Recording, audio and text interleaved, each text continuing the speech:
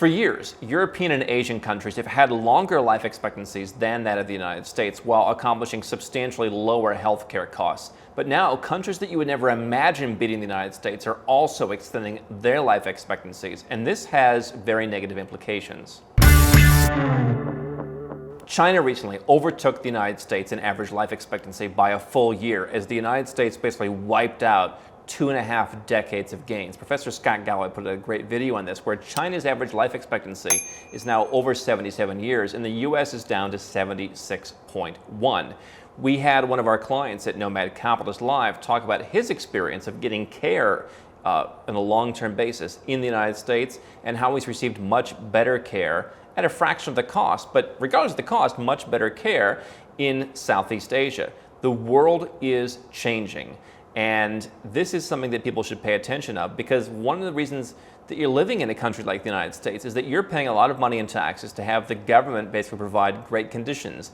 And now you have gone back in time in terms of how long you're going to live. According to Scientific American, basically all the gains between 1996 and 2019 never happened. That's according to Elizabeth Arias, who's the director of the U.S. Life Table Program at a group called the NCHS, and who co-authored a report on this new data. With a few notable exceptions, she says, except for the 1918 influenza pandemic, World War II, and the HIV crisis, life expectancy in the United States, as in much of the world, has only increased over the past century. But what they found out was this decrease in life expectancy was not only due to COVID, because the drop in the United States was actually more substantial than what you found in many other countries. U.S. life expectancy dropped by 2.7 years between 2019 and 2021 to only 76.1 years.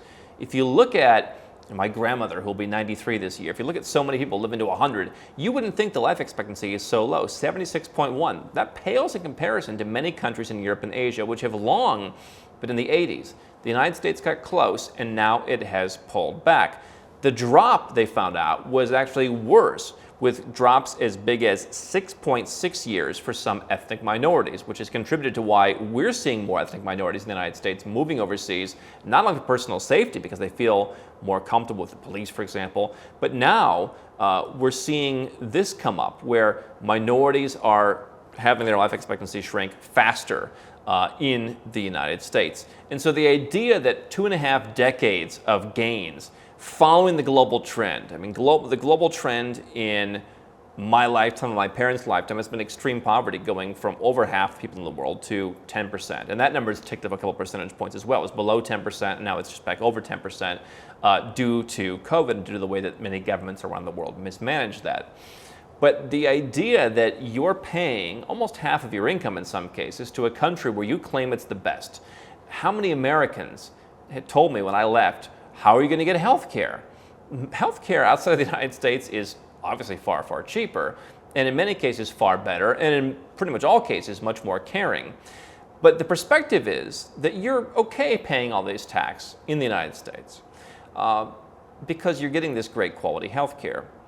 And certainly there are countries where you do pay high taxes and you do get good quality health care. If you look at a table of life expectancy versus health expenditure, you see countries like Switzerland, for example, where the average life is 84, Japan, 84, Spain, Italy, they're in about 82, Australia, France, Norway, these are all top, Ireland, top performers, New Zealand and Canada, and the Netherlands and Portugal and Finland and the UK, all over 81 years old, Belgium, Denmark, Germany. Those countries are all substantially higher, and yet you look at what they're spending per capita on healthcare, it's anywhere from $4,000 to $6,000, and Switzerland gets closer to $7,000, whereas the USA is at $10,000, and the trajectory of the US has been far more muted going back to the 1970s, whereas many other countries in Europe and Asia have shot basically straight up while keeping costs relatively contained.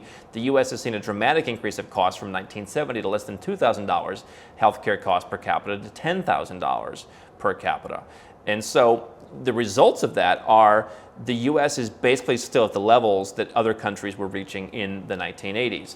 And so if you're staying there, because one of the big things we hear about when we get people who are a little bit older who want to work with us, over the years we've gone from working with 20 and 30-year-olds to now working with folks in their 40s, 50s, 60s, even up to their 80s in some cases. And their thing is, how am I going to get good quality health care? How am I going to afford it? How can I afford to give my Medicare? Well, you're going to do just fine because even what you're paying to supplement your Medicare could be put into some kind of healthcare policy somewhere else, some kind of insurance policy, or even just, if you're pretty healthy, paying out of pocket. The cost outside the United States is substantially lower outside the United States, and you're probably going to live longer. I mean, you can go to Switzerland and you can get a lump sum tax deal, and you can pay some flat amount of tax every year to live there. You can get a tax incentive in Portugal through their NHR program. You can get a lump sum tax in Italy. You can take advantage of a non-dom tax program in Ireland. The UK has some tax incentives. So you've got a number of countries in here where the cost of healthcare is half. The quality of the country itself, these are not emerging countries we're talking about, right? I mean, I don't think anybody thinks that Switzerland is exactly a backwater country. And you're going to pay half, you're going to live 6, 7, 8, 9 years longer. And so the question is, at a time when even China, a place where many people wouldn't want to move, right? That's the argument is, oh, if you don't like the United States, move to China, move to Somalia, move to Yemen. Well, you don't have to get a longer life expectancy. But even if you did move to those countries, you would be living longer now. And so what are you paying half of your income for, or close to half of your income for, if the deal is live here, get world-class health care, we've got a market system that makes it affordable?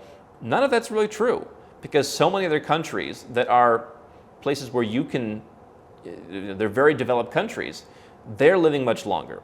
And so the idea that this high taxes is what generates it, it's just not true. If you are a 7 or 8 figure entrepreneur, Switzerland, Italy, Ireland, Portugal will save you a lot of money, and you're going to live longer. And so whenever your country loses 2.5 decades of progress in anything, you should evaluate, am I getting what I'm paying for? That's a question I encourage everyone to look at their country for. You could live in Switzerland or Ireland or Germany or any of the countries we mentioned, and you could say, hey, maybe there's some other issue that I'm not getting what I'm paying for. If you live in Germany, for example, your landlord may have been turning off your air conditioning this past summer because of the energy crisis the government didn't manage. So every country has its issues, and certainly Western countries have a lot of issues. They're propped up by their legacy branding, and people think they're great because they were great 50 or 100 years ago. But ask yourself, why am I staying in the United States and paying and getting nothing in return when it comes to my health care? The most sacred thing, forget just saving money on taxes. Forget wanting to live in other parts of the world. Forget investments. Forget any of the things we talk about. If your health is your number one priority, you are getting a bad deal. You might as well live in China, and you might as well be able to save money living in China. What is the point of living in a place where life expectancy is dropping so significantly when other countries are making such great strides?